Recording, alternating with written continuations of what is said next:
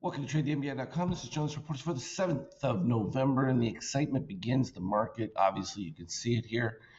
Post-election reaction skyrocketing to new highs. Now, don't get fooled here. There is going to be a coming tsunami of volatility at the start of the new Trump administration that you're probably not going to expect. At least most people are going to call for. I'm going to go on a limb and say that you're going to be looking for some pretty significant market swings, in some cases quite negative.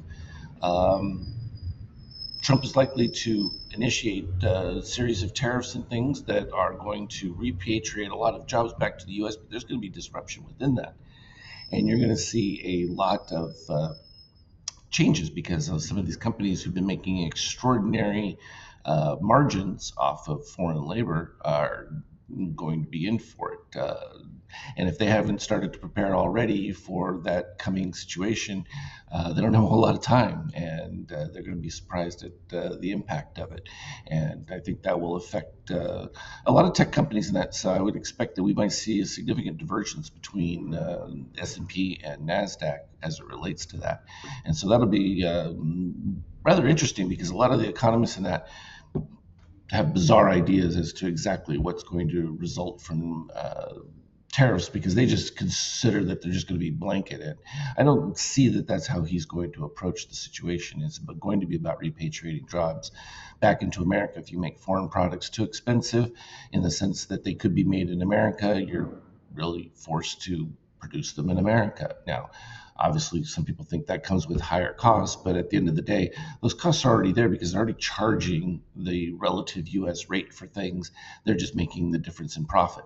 And so that's going to have an impact as far as profits go, but not necessarily as far as economic growth for regular Americans. It's not going to seem like that much. And the willingness to drive energy costs down is going to make things relatively cheaper for people at a retail level from a basic standpoint. So consumers will probably end up on the bright side of that situation overall.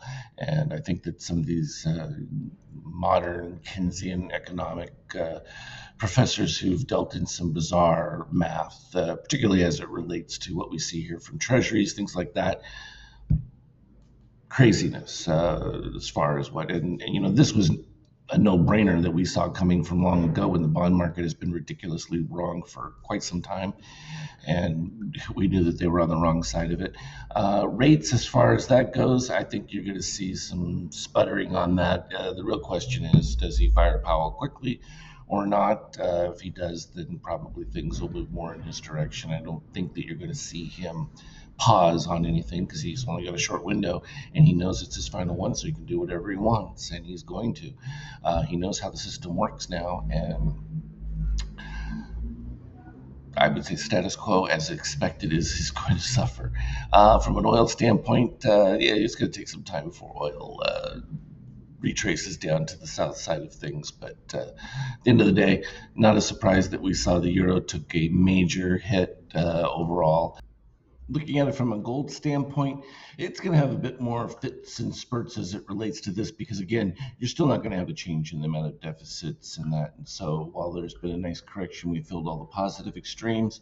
I would expect it to build back up to a healthy sort of return into that space.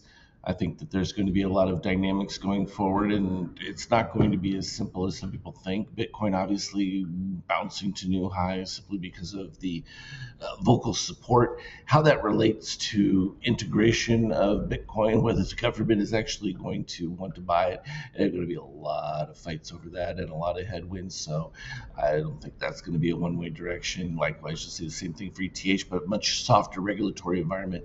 So ETH may be able to catch up to Bitcoin, and so it may outperform in a relative standpoint. From an intraday standpoint, you can see how the excitement clear all the way through, and that's continuing here into the post market.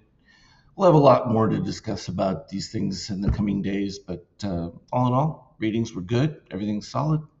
Have a good one. Trade well. We'll talk to you later.